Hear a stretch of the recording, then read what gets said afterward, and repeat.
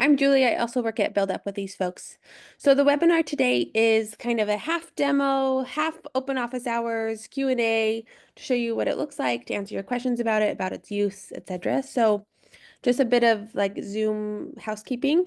We have a chat board open that you can chat with each other, introduce yourselves, etc. If it's not open, I'll do it now. We have a Q&A function. If you have some already initial questions that you want seeded into the presentation, you could use that now, and both of these are on the bottom of your screen. And then at some point when we're able to kind of take questions and have this be more of a discussion, you can raise your hand, which I see Shama you're doing now. You can raise your hand and we'll like pull you in to allow you to speak your question. Any other things to add, Elena or Rita, before we get started? No? Okay, wonderful. Great, let's see what Phoenix looks like. Thanks, Julie. If you can't see the chat, don't worry. Julie's about to enable it because she hadn't enabled it yet. So I think a lot of people who have come today have hopefully already heard a little bit about Phoenix, which is this platform that we've been working on with our friends at Data Value People. And so without any introduction, I'm just going to go ahead and show it to you. So I'm going to start with a live showcase, and then I'm going to use a few slides to just tell you things that people usually ask us about. Can somebody confirm that you can actually see the platform now? Yes, Julie. Okay, thank you. So this is what Phoenix looks like once you log in. Now, if you log in and we've only given you one project, then obviously you would only see one project. I have all of the different projects listed here. So the only difference is you would just see one project. And so I'm actually going to show you what one project looks like. I'm going to use this one as an example just because it's quite complete. So once you click into your project, you'll get, a little description of what it is. I'll talk about the credits in a minute. And then you'll get these tabs. So the overview tab just gives you a little bit of information about what Phoenix is. You probably know this if you've read the manual already. And then it says, if you're not sure how to get started, here are 6 steps that we suggest. Now, these first 5 steps, not 6 steps, 5. I can't count today. These first 2 steps are procedural steps. Sorry, are procedural steps. They're not platform-specific steps. So those are steps that are about making decisions on what you want to do on social media. And so you'll see that they link to the Phoenix manual. But because what we've done is we've written through the way that we think about these things. How do we think about problem statements, like what we actually want to find out on social media? How do we decide where to get data from? What social media platforms? Are we going to use keywords or accounts, etc.? So that's more procedural. And then these 3 steps here, it says gather, classify, and explore, which are the same tabs that you have up here, right? So you can gather data. That is, you can collect data from social media platforms. You can then classify it by creating labels for it, and then you can explore it. And I'm just going to talk a little bit about them. But before I do that, just to say the About page is just very simple. It just has, some information about the ID, about when data will be deleted. And the Help button will take me straight to the Phoenix manual, which maybe some of you have seen, which is where we've described all of the different processes for using Phoenix. So let me go back to Gather. So if you're in Gather, then this is where you will be able to decide how to collect data from social media. And so you will say, okay, I want to create a Gather. Once you click on Create, it's going to essentially give you a bunch of options for how you want to gather data. Those options relate to 2 things. Number 1, what platform? So you see here it says Facebook, but here it says TikTok, and then there's others that are coming soon. And how you want to collect it. So do you want to collect it from a list of accounts or from a list of keywords? And do you want to collect posts or comments? And the same applies to other platforms. We've kind of standardized the language. So like, a TikTok video, we also call it a post, just to make it easy. A tweet, we also call it a Twitter post or an X post. It's just to make it easier so that it all kind of standardizes across. And then once you select one of them, so I say, okay, what I want to do is I want to collect Facebook posts from a list of accounts. Then I'm going to say proceed, and then it's going to ask me some questions. So give it a name, just so that you remember what it is you're doing. I would just type a name in there, select the time range, give it a limit, so how many posts per account, and then paste in all the accounts, the links to all the accounts that you want to select from. I would then save it, and once I've saved it, it will appear in my list of gathers. So you can see here, some have already, actually we've got 3 good examples here, so some have already been created. So this one, it's been defined, so I've filled out all that form, but I haven't run it yet. In order to run it, I need to click play. Once I run it, it's going to go in the background, it's going to collect that data, and it's going to put it in a table, which I'll talk about in a minute. This one has been completed successfully, so it's already run. You can also see how long it took to run. So this one collected 28,000 posts, and it took, you know, it looks like it took, what's that? I can't count today. So it took just under 20 minutes to run. So that gives you a sense of how this works, right? Okay, so those are the different ways. I've just shown you one way, but you can also use keywords to collect, and you can do it from different accounts. Once I have data, maybe the first thing I want to do is I want to go see where it is. So as soon as you run a gather, the data from that gather goes into a dashboard, okay? And the dashboard will look something like this. It won't look exactly like this, but it'll look something like this. It has some numbers of what you have, and it has some standard graphs that we've already created on the dashboard. This dashboard is completely customizable. So you can click on Edit Dashboard, and you can say, I want to add different charts. I don't like the ones that were created by Phoenix. I want to make new ones. That's absolutely fine. You can do that. But the point I wanted to make is as soon as you've collected data, it goes straight into the dashboard. But it might be that when you have the data, you think, actually, I also need to label it in certain ways so that I can make sense of it. It's not going to make any sense if I don't label it. And so typically we found that people want to label 2 things. They want to label the accounts that are posting things. So they want to say, these accounts are politicians, and these ones are academics, and these ones are journalists, or they want to say, these accounts are for something or against something.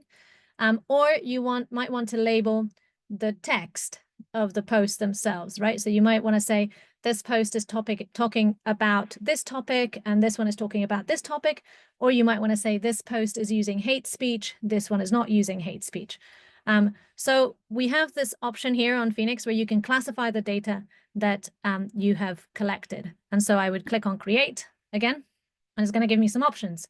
As I said, you can create a post to classify authors. So the way that I would do that is I would click here, I'd give it a name, I'd give it a description, and then I'd write what the classes are. So I'd say maybe it's politician, an academic, and a journalist. And then I would say create and start classifying authors. And what would then happen is I would get essentially, it would ask me for each one of the authors of the accounts that have posted in my data set, how do I want to classify it? What label do I want to apply? And then it'll put that across the entire table. So that's the author classifier. The keyword text classifier, same thing, I'd give it a description, I'd create the classes, and then I would define the keywords. I would say for anything, I'm actually going to show you one. Let me show you a keyword classifier because I have one here, so I can just show it to you. So here we go. So for example, in this one, these are the 4 classes that have been created. These are the labels, right? And then these are the keyword configurations for them. Okay, so obviously I can edit all of these, but just so you get a sense. So for cybercriminality, these are my keyword configurations. Okay, and so it's going to give me some options for how to do that. And then it's going to, basically, it's going to look at all the posts in the data set, and it's going to apply those keywords. For those of you who are used to working on social media listening, you will know that sometimes keyword classifiers are a little blunt. They don't work very well.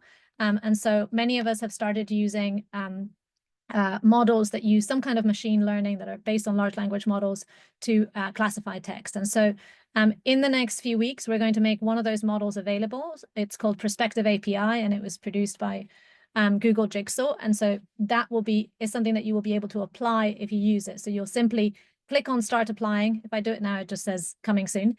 And it'll basically allow me to apply the Perspective API model to the data that I've collected through Phoenix.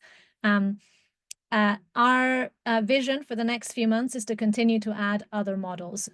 So we will make public some of the models that we've used internally. And we're also working to build a couple of new models that will be made available here. So you'll be able to use those as well. So once you've done all of that, I said you go to Explore, and then that takes us to the dashboard, which I had already opened. So if you see in this dashboard, I have the data, and all of the keyword classifier that I mentioned has already been applied, and so has the author classifier, right? So I have the different types of author. They're in French, but the different types of author appear here. So you can see, for example, in this case, a number of comments by type of author. And these are the classes that were defined in there. In the case of this particular project, and I'll just show you that so you see the potential here. We actually have some classes for comments and some classes for posts. And so in this case, we can do a sort of a cross check where we say, okay, under posts that talk about these topics, can we see these types of comments, which in this case are about intimidatory language. So just so you get a sense of what is possible. The dashboard also has filters. So for any of these things, I can also filter and say, show me only Facebook or show me only TikTok. And obviously I can filter by all the other classes that I've created, as well as by date and other filters that you could add. I said the dashboard is customizable. So you can see here it says edit dashboard. If I say edit dashboard, it's going to allow me to move everything around. It's also going to allow me to create new charts. And the dashboard is built, for those of you who are a bit more technically minded, it's built on something called Superset, which is another bit of open source software. So it's really got a lot of different capabilities. Okay, I think that's it on the walkthrough. And so I would encourage you to start writing any questions you have, like you went too fast and you didn't explain this, like start writing them now. And while you write them, I'm going to try and guess a few that we get very often. And I'm going to use these slides to help me. So one thing is, I just wanted to explain, sometimes people say like, well, okay, fine, that tool looks really interesting and I could do some interesting things, but why should I, as a peace builder or a mediator, be engaging in social media listening anyway? And so I just wanted to say that for us, this started from really a sort of a realization that there was a problem with digital and social media exacerbating societal divides in many different places. And that that's something that impacts people who are using social media directly, but it also impacts people who are not using social media necessarily or not using it a lot, because it impacts those around them. And so it erodes institutions, it creates tension, it leads to violence. So that was kind of the motivator from our side. But very concretely, the reason that we think social media listening can help, if you are looking at these kinds of problems, is that it can answer 3 key questions. I'm sure it can answer lots of other questions, but these 3 are the ones that kind of come up over and over for us. Number 1 is it can help to conduct snapshot analysis of misinformation in a sensitive situation. So for example, in an election period or during a peace process. Number 2 is that it can help to track and understand trends in narratives about a conflict dynamic over time. And that's something that we know can help to understand, for example, what a group of people are saying about a particular topic, and whether that's relevant for the peace building or the mediation initiative that you're trying to carry out. And then the third thing is that you can use social media listening to investigate a problematic behavior on social media. So not so much like what are people saying about something, but are they behaving in a way that is increasing tension? So are they being intimidatory? Are they using hate speech? Are they harassing certain groups? And this, again, is very useful in designing peace building programs, but particularly digital peace building programs. So when we do it, we kind of encapsulate these questions, and sometimes it's an overlap, it's both misinformation and a problematic behavior, in this thing that we call problem statements. And so problem statements are things like these 4 that are that hopefully you're seeing right now, which are things like, conduct a mapping of online hate speech occurring at the local level in coastal and northern Kenya, to understand who is using the language and to what end. or understand how Yemenis are expressing ethnic and religious identities on social media, and so on. So we sort of try and encapsulate it as this like problem statement. And that's what we then investigate by using Phoenix. So just thought I'd give that because we get asked that a lot. The other thing that we get asked a lot is, okay, so how do I get my hands on Phoenix? So just in case you hadn't seen this already, the code is open source, so developers can access the code in GitLab and deploy it. So you can go ahead and do that. You don't need to ask us anything. If you're not a developer, then you can request access to the platform that we host, which is the one I just showed you, for free. And you can do that by filling out an application form. At the moment, we're only accepting one free project per organization. And the reason for that is that we're providing everything for free, but obviously it's not free. And so after your first free project for your organization, what we ask for is a donation for any additional projects, and that helps us to keep the platform free for everyone. So think of it a bit like Wikipedia. If you're regular Wikipedia users, I hope you make a donation to Wikipedia because that's how they get funded. So we're, in a very small way, the same kind of model. Yes, and what we are doing in the background, so data value people will continue to fix any bugs that come up. At Build Up, we'll continue to keep the public manual updated so that hopefully it answers as many questions as possible and it provides case studies. And together, data value people and Build Up, we're watching how the platform is being used so that we can build new features. So we already have a list of features that have come up just from the testers over the past few months that we're working towards building. And I can talk about those if people are curious. And then lastly, people say, so, okay, so, but tell me really what makes Phoenix different? And so I think it's three things. The first one is the gather function that I showed you does something that I haven't seen done in other places as well, which is that it helps compare data across social media platforms. Because all the data is standardized in one table. So if you're collecting TikTok and Facebook, it's all in one table and you can compare across. And I think that's quite useful for the kind of work that we do. Also, I obviously showed you that we've integrated Facebook and TikTok so you can do the data collection directly, and we're working to integrate other platforms. But in the meantime, if you have your own data sets, your own scrapers, or you have access to an API or whatever it is, there is a manual upload function. So you can also say, okay, I'm going to get the data myself and I'm going to just upload it and use the classify function. That's totally fine by us.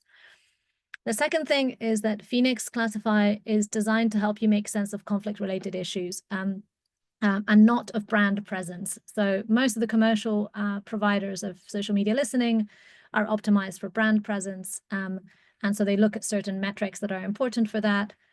We really are concerned with finding trends and narratives and in actors. And so that's how we've built Classify. And as I said already, we're working to train new complex models in underserved languages that can then be reused. So we're excited to share those soon. And then finally, as I briefly mentioned, Phoenix is a digital public good, so we don't charge for additional features or accounts. Once you have a project with Phoenix, you can add people to it. So if you have other team members that need to see it, that's not a problem. We're not going to charge for anything like that. And all the features that we build are available to everybody. Because we're not a commercial project, so we're not trying to monetize that.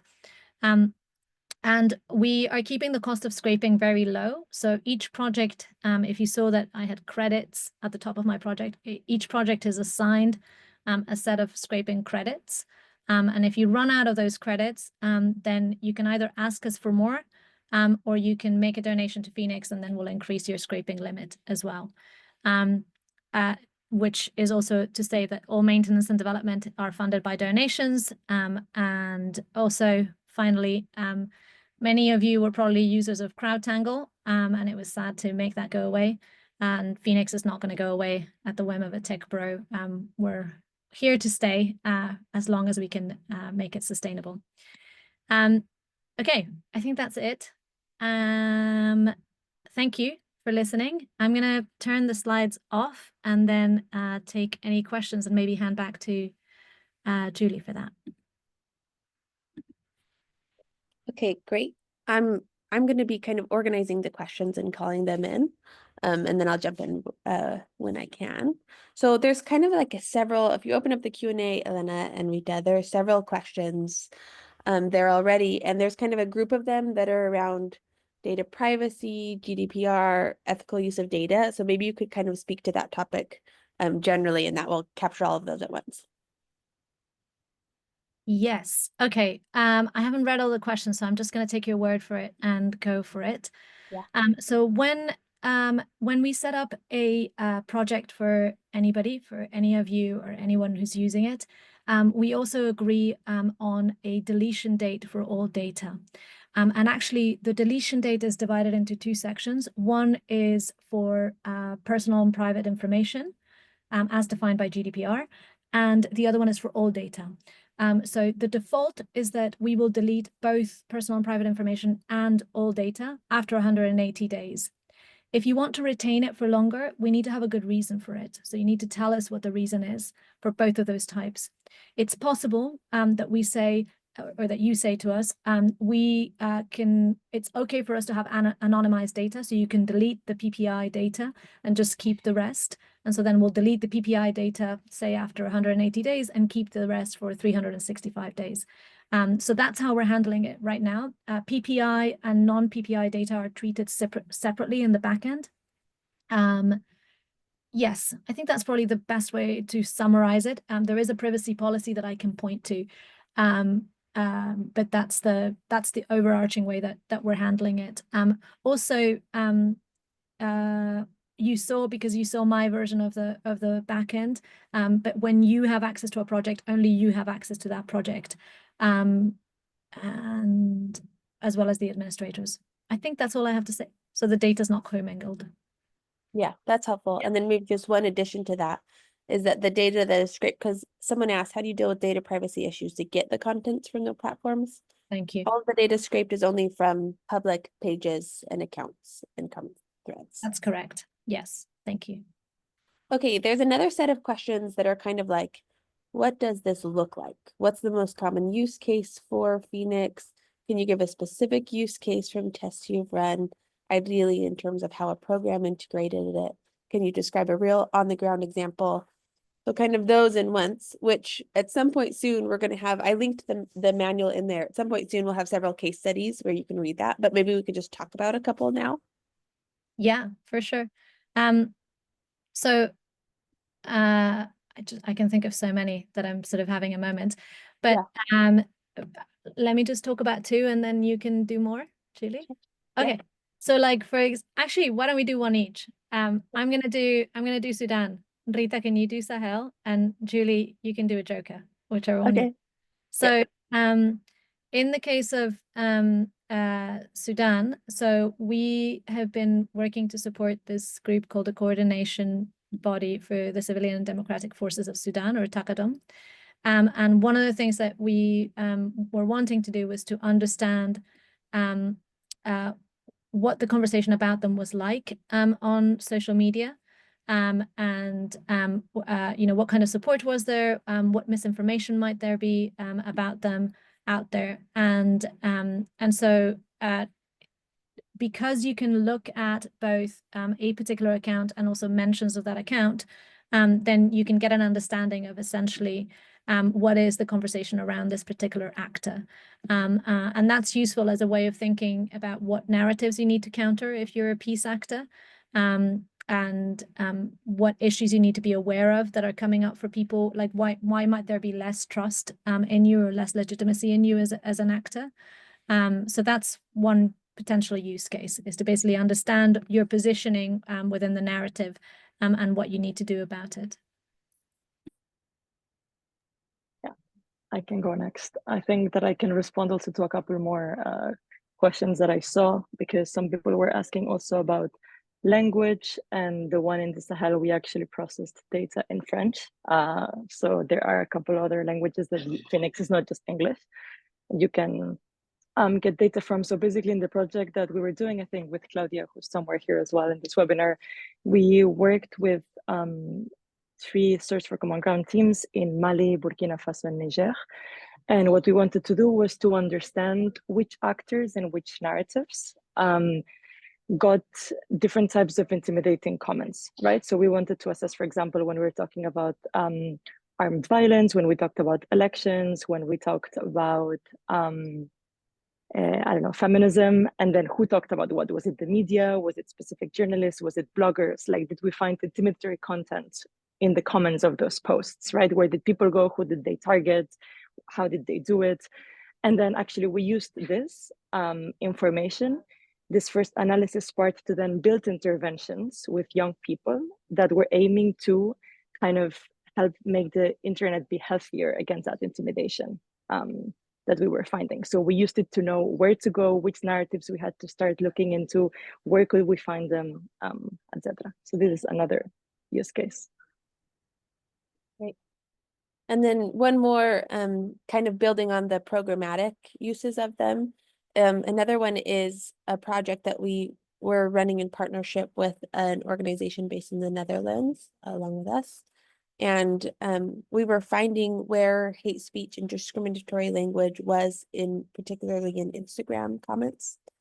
And doing that so that a team of interveners or upstanders, counter speakers could come in and support those that were being racially harassed online. So that's another. Okay, and again, we have kind of blog posts and some webinars about some of those projects specifically, and we're also writing them up as case studies. So I can send some of those in a follow-up email.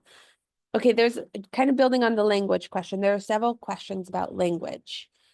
Can it be used in different languages? Do you provide training and information in different languages? Etc. And we saw French and we saw on the dashboard Arabic. So yeah, thanks, Elena. You're going to show us what it looks like. I just wanted to show you one thing, which is that you can actually see the dashboard in other languages. So if I were to hit Arabic, okay, it's work in progress. I just saw that one doesn't change, but most of the commands and headings, etc., will change. So obviously not the things that that some of the tabs are still not changing, but we're working on the interface being available in those 4 languages.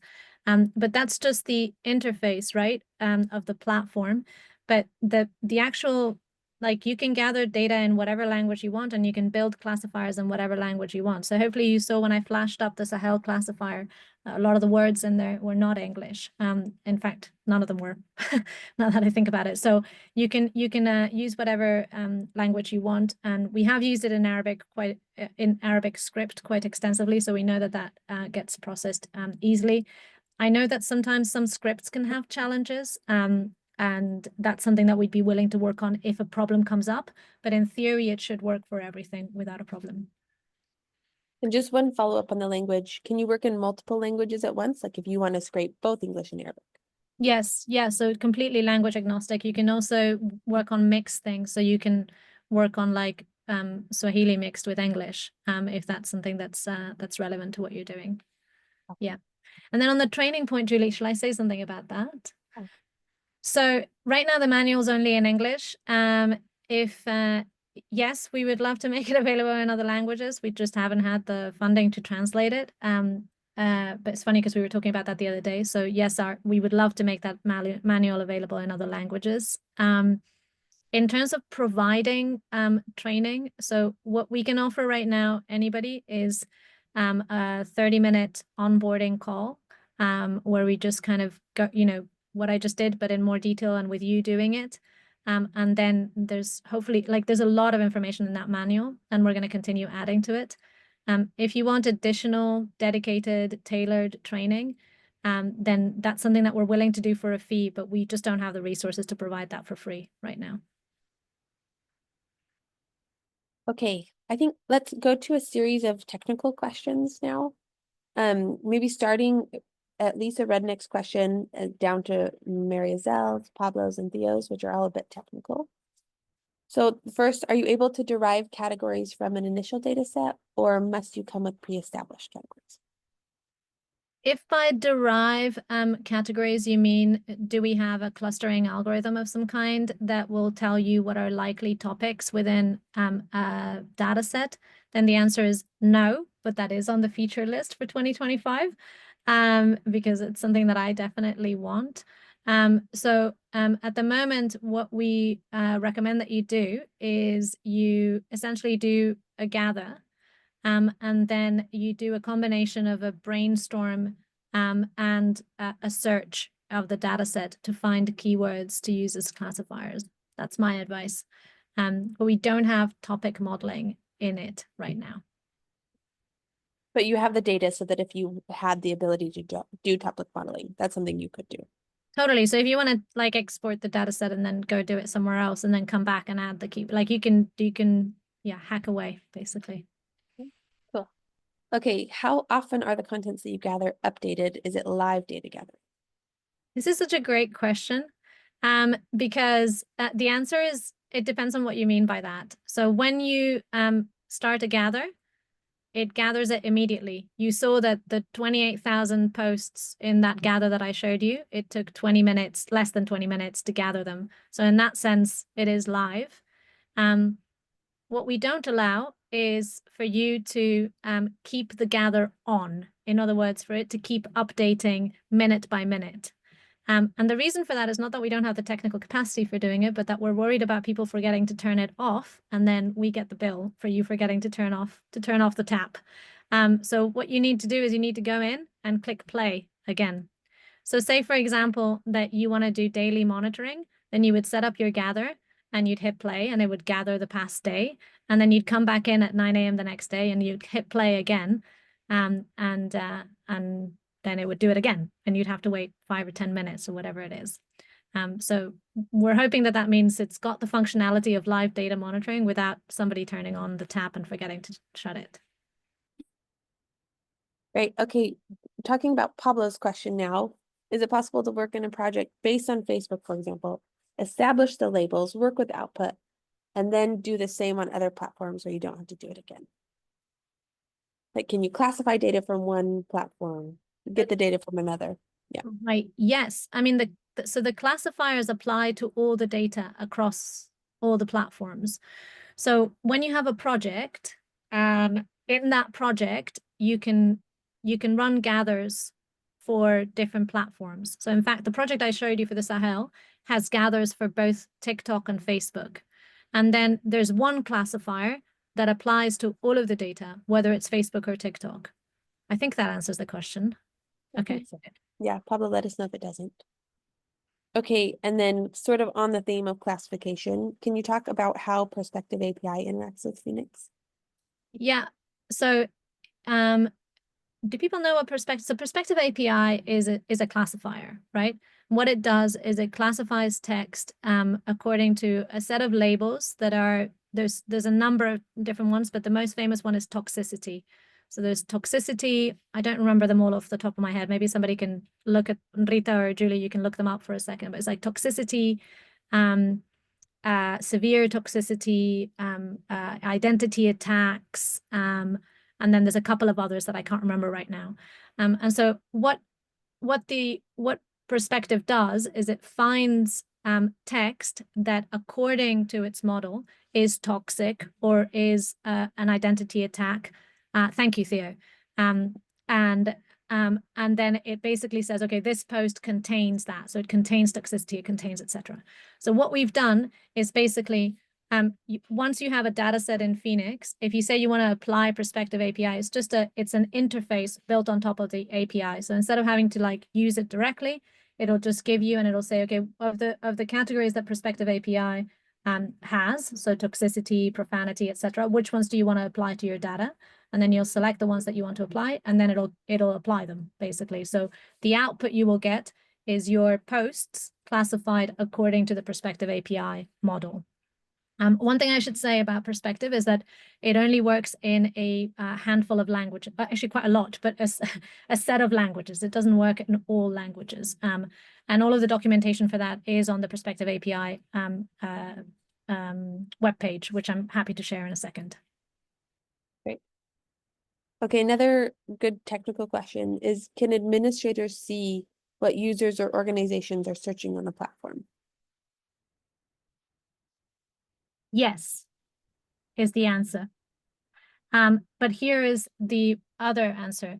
if the administrators are built up, and that's because we administer a free platform. If you don't want us to see what you are searching, then set up your own Phoenix. That's why the code is open source. And you can do that in one of two ways. Number one, maybe you have a developer in-house who can take the code and set up your own platform. We don't have anything to do with it. You set it up in your own servers. We don't know anything about it. Or number two, you can contact us and say, we really, really want our own platform so that you can't see what we're collecting as administrators. And so we have full control over all the scraping and we can have as many projects as we want. And data value people, our partners, will do that, but they will need to do that at a fee. They can't do it for free because that's an additional piece of work. So yeah, there you go. Great.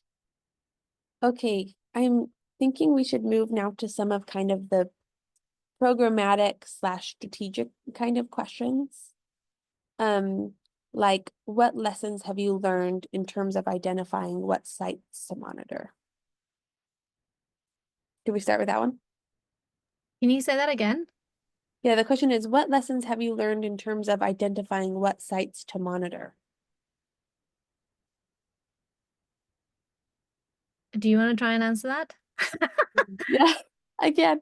Yeah. So the next kind of series of questions, these are kind of like program design, research design questions, which so many of them are, it depends on the context. And so I think that's the main lesson for this one is that what site you want to monitor will be dependent on like what in your context people are using the most and for what reasons. Like if you want to look at political content and that primarily happens on Twitter, that's probably where you want to go. I mean on X, sorry. Um, um, uh, but if you want to look at social content and that's happening on TikTok, then that's probably where you want to go. So again, it's like that context question. But there are restrictions now that I just said X out loud. Maybe you can say what is and isn't possible in terms of platforms. Maybe I can say that in a minute, but I think the other thing I want to say before we get into like what platforms we can do or whatever, is that it, you know, the platform, the Phoenix platform is a tool that you have to use within a process, right? And our experience and what we've tried to demonstrate in the manual is that if you want to do this well in the field of peace building and mediation, and maybe also just in general, anyone looking at social cohesion and belonging and inclusion, etc., then it needs to be part of some kind of participatory process. So where you go to look is something that you should define with people who are affected by the problem you're trying to look at, right? So I think that's just like this idea that we think it's really important that this is participatory social media listening, that it's not just any kind of social media listening. You know, you could go and get a Meltwater account and do some you know, some quick analysis of where certain accounts are going or other issues. And I think that that's, or you could, you know, or you could externalize this. You could hire someone to conduct a piece of research for you. The way that the Phoenix platform is built is specifically so that you can use it as part of a participatory process. That's why it's so user-friendly. So I just want to say that as a starting point. And then in terms of platforms, yeah, so right now, as I said, Facebook and TikTok are fully integrated already. And we're working towards X, Instagram, Telegram, YouTube. In the meantime, if you want to collect data from those platforms and you have another way of collecting it already, then you can upload it to the platform. But the other platforms are coming soon. Yeah, great. Okay, and then a kind of another strategic programmatic question is the very first one from Azizet. How do you filter out fake news or data using the app? Maybe I'll just start with that one by saying, you don't. I mean, you get what you get, and it'll get all of it. So if you're putting in keywords, or if you're putting in actors to scrape data from these people or these sources, you'll get it all. And then it would be up to you to kind of determine if that is something later that you would want to try to filter out. Does that make sense? Yeah. Okay, and can Peacebuilders use listening tools to frame narratives that are ethical and effective in reaching people? I think that's a great philosophical question. Mhm. I think so, yes. That's why I think that this kind of social media listening is so important for peace builders, because my experience and I think our experience at Build Up is that a lot of kind of peace campaign type work, particularly on digital media, can be a bit tone deaf, and it can it can be preaching to the choir, so only reaching the people who already agree with those narratives. And so I think that engaging in social media listening allows you to understand, you know, both how people are actually talking about certain topics that you're concerned about online, and therefore what the hooks might be to provide some kind of counter narrative, but also who's talking about what. Like, you don't want to be pushing a particular narrative campaign or counter campaign to a set of groups or an audience, and that is essentially already in agreement. If what you're trying to do is influence those who maybe are not in agreement with a certain topic. So I do think that's on the effective side. I think on the ethical side, for me, a lot of it has to do with it being a participatory process, which is what we were saying before. Okay, a couple of project-based or administrative questions. What limitations are there to the first project that you fund free at cost? So the only limitation is that you get 50 scraping credits. So let me like back up for a second. The way that we're getting data from the social media platforms is through scrapers. And scrapers are not free of cost, they have a cost. So what we've done is we've basically allocated every single project 50 credits. The first time I said this to Julie, she was like, "Oh no, that's very small." And then I told her how many posts and comments we can get from that. Do you remember what estimate I ran for you? Like 25,000 or something like that. I think 50,000. I think it's more. I think it's more like, well, it depends on the platform, but it's somewhere between 50 and 100,000. And so basically the reason we limit that is because we are in fact paying for the scraping costs out of a fund that we've created. So at the moment, we're giving 50 credits to everybody so that everybody can try Phoenix for free, use it for a project of a certain size. And then if you're using it for a bigger project, then just write to us and either say, "I need more scraping credits and I don't have the budget for this." And then we will look at our fund and see whether we can just allocate more credits. Or, "I need this for a bigger project, and you know, I think I'm going to need, I don't know, twice the number of credits, and I can spend $50 to support Phoenix." And then we'll just add it to the scraping funds and we'll increase it. So that's the only thing. And we're not taking, I just want to be really clear that we're not taking any profit off of the scraping credits. We're just passing the cost of scraping straight on. So the limitation on the first fee project is you get 50 scraping credits for free. After that, write to us if you need more, but use those first, because you might find that actually that's all you need. I'm going to put the scraping credits, the page that explains that in detail, in the chat in just a second. Okay, great. So maybe just important to restate that it's not that you only get one free project in your life. It's that everyone starts with that. And then there's an opportunity to apply for more credits or to just let us know your situation, what project you're thinking of doing. Okay, another one is Azizet, would you be willing to train users on how to use the app professionally? And so while you're pulling that up, I can just say that when a project is accepted, when an organization gets credits, they get a 30-minute onboarding call. And in that, we hope that the interface is user-friendly enough, and that is enough to kind of be able to train you how to use it.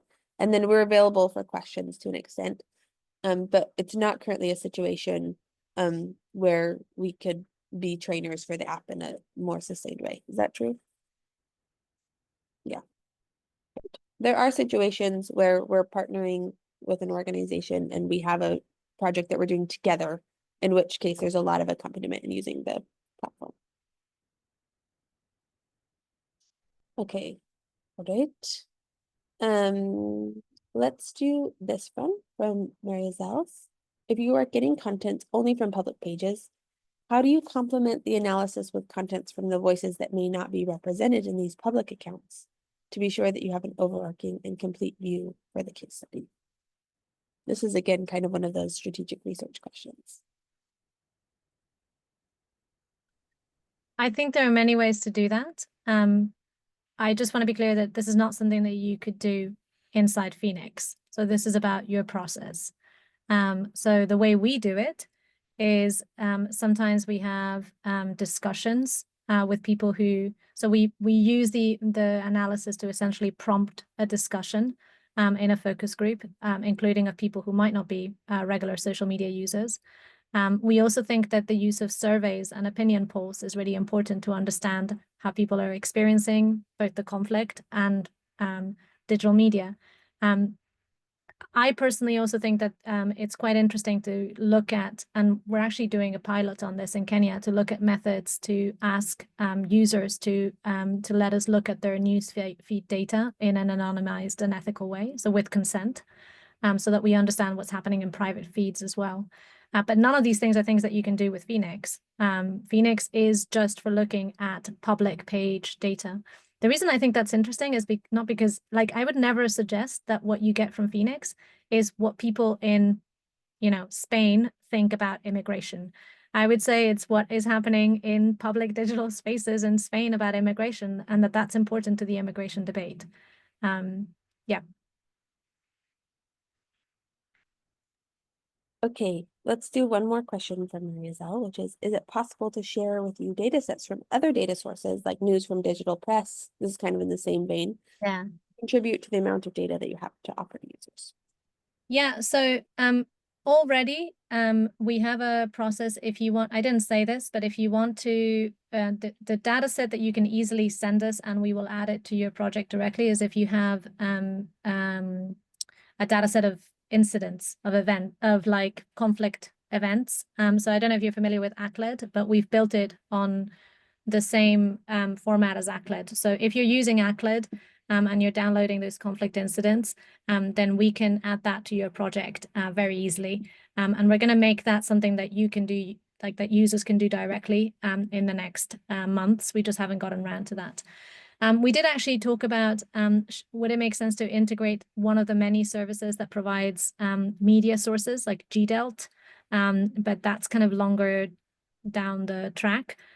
So if you have a particular data set that you're thinking of and you're interested in it, I would just say email us because we're keen to hear what people think needs to be built in. Okay, now a few questions that are around like what you would do with this or analysis. Starting with Mads Freelander, can it be used to help understand how national identity is perceived in a context? It's funny because we just got this question yesterday, didn't we? Yeah. Do you want to go for it then, Judy? I can try. So I'd say it's not its primary function, we would say, but it's possible. It would just be within the kind of design process to decide what keywords you would want to put in there around a national identity.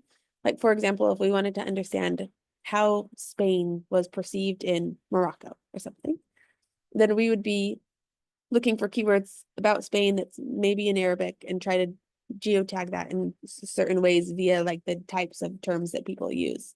So that would be like, there's a way to get around it.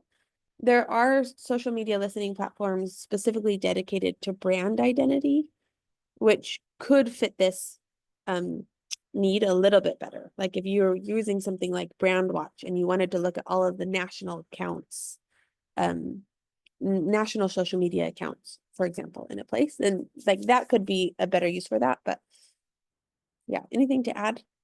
No, I was just thinking that we did once do a piece of work around this, right? We looked at how young Yemenis were expressing their identity on social media. And I think in that case, it was very much based off of looking for specific keywords and phrases that were used to talk about Yemen, and then looking at where there were also mentions of identity in that. So I think it is possible to do it. And as with any kind of complex topic, it'll be a combination of like the data you get and then the qualitative analysis that you do of it. Okay, on the analysis as well from Lisa, beyond having a clear learning question to guide your data collection, which is a bit what we spoke about how you decide what kind of keywords to bring in, do you encourage folks to have a clear use for your analysis and view? How do you feel about experimentation? It's so funny that you asked this, Lisa, because originally we said we're only going to give accounts to people who have a clear use case for the analysis. Like we had that in our criteria. And we've actually dropped that. And the reason is that our experience in working with like some of the testers and developing the platform, but also in seeing the applications that were coming in, is that a lot of people are like, I think I need to do this as part of my work, and here's what I'm working on, and here's like, maybe I think I need to do this. But that it's actually very hard to understand what is possible and what is not possible until you start using a tool like this. So because we have so many people in the peace building field who have just never engaged directly with social media listening, we think that it's important to allow for experimentation. That's also part of the reason why we're giving everybody 50 credits to start, because that should be, more than enough for experimentation and even for implementing a first project. And then beyond that, we would want to see a more developed use case before accepting additional projects. Okay, we're doing really good. We have 5 minutes left and 3 questions left, and we've answered 30 already. So we're doing great. Thanks everyone for your engagement and your questions. This is really exciting to see the interest. So sort of in the last vein of questions, I think are around predicting, around changes, around evolving classifications. So maybe we start with Shelkeys, which is how does the parameters of the system to track hate speech get updated frequently since it's cluttered and new vocabulary emerges? So just like the changing nature of hate speech, how would Phoenix capture that? Rita, do you want to talk about that one? Because I feel like you worked on a lot of classifiers. Yeah. I mean, like when Elena was showing you before, right? You can create the classifier and edit it and add like that you can do it yourself. Basically, you can also change it. So there have been instances, for example, within the Sahel project where we were doing every 3 months we would do a report. And at some point we noticed that certain events would happen that would change the narrative on a specific group of people or in a specific event. And then what you can do is go to the Paradigm classifier and add words that you might, in addition to what was there before, want to scrape with and run again the classifier, right? Like reclassify for that data. And then that would make it that the next data that you do is classified with these additional terms. And then what's useful is if you're writing a report, just mention that you've added them, right? Because of certain reasons. Yeah. So what I really like about Rita's description is that it very clearly makes the point that it's a process, right? The platform itself isn't going to keep anything updated. The platform just does what you ask it to do. So if you say classify hate speech using this list of keywords, that's what it's going to do. If you then come across other keywords or you start seeing them, then you can add them and you can reclassify your data to find them. But it's not going to find you the hate speech keywords itself. You need to find those. In our experience, the way to find those is to start with what you know and then snowball. You can also look to see whether other people have built lexicons already that can be updated. So there's a lot of people who are working on this and that you can build on, and using the platform allows you to see whether a lexicon is relevant or not. Like if you put in a hate speech lexicon, it doesn't pick up anything, then you might have a problem. It might be completely out of date. That's helpful. I was actually having the same thought that it's always been that the process is a process and that it's iterative. It's just that this has been hidden via contracting someone else to do it or using a commercial platform to do it. You haven't been a part of every part of the process. And so that's what Phoenix kind of enables you to do. Yeah, like I just want to say something else about that. Like our vision with this platform is that you don't have to hire a social media listening consultant anymore. You can just do it yourself in-house. But that's going to obviously take more work in-house. If you hire a consultant, that they're using a platform like this, we can guarantee it. It might not be this one, but they're using one like this. Yeah.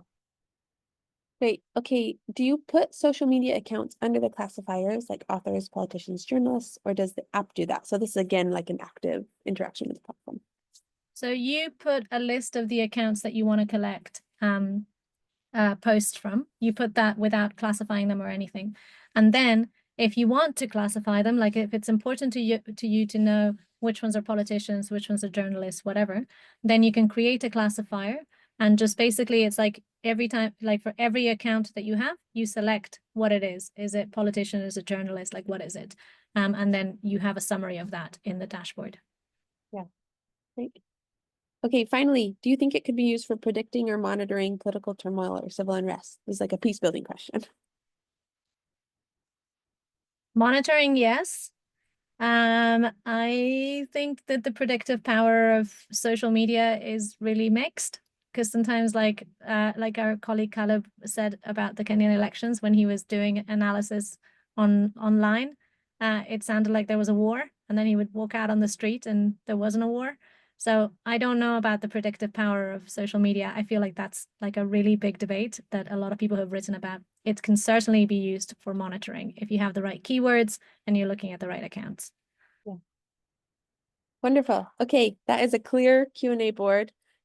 Well done. It's so great to have everyone here, to have so many people, to have the interest. We opened the applications to get a project for Phoenix, and within days, there were several there. We had a hunch, being a peace building organization ourselves, this is something we were coming up against, and had a hunch that other civil society and peace building organizations were doing the same, which was the motivation for building Phoenix and making it publicly available. So thank you so much to everyone. Rita, Elena, final words? I think my final word is that we've talked a lot about how the sustainability of this will be up to donations, and we want to make it a public good. But we also wouldn't have gotten here without a lot of organizations believing in us. One, the most important, is the Swiss Ministry of Foreign and Federal Foreign Affairs. I always get that wrong. Which provided the bulk of the funding for developing the actual platform. But secondly, a lot of the organizations that we've worked with on accompaniment of projects, including organizations like Search for Common Ground, like PDRC, like Siasa Place, like the Center for Humanitarian Dialogue. I think without them believing in us, we wouldn't have gotten here. So just wanted to take a second to say a big thank you to all of them. Yeah, and thank you all for being here. Great. Okay. Thank you, everyone. I'll send a follow-up email with the link to the manual, again, the link to the application, and maybe a summary of some of these questions. Okay. Thank you. Bye. Bye.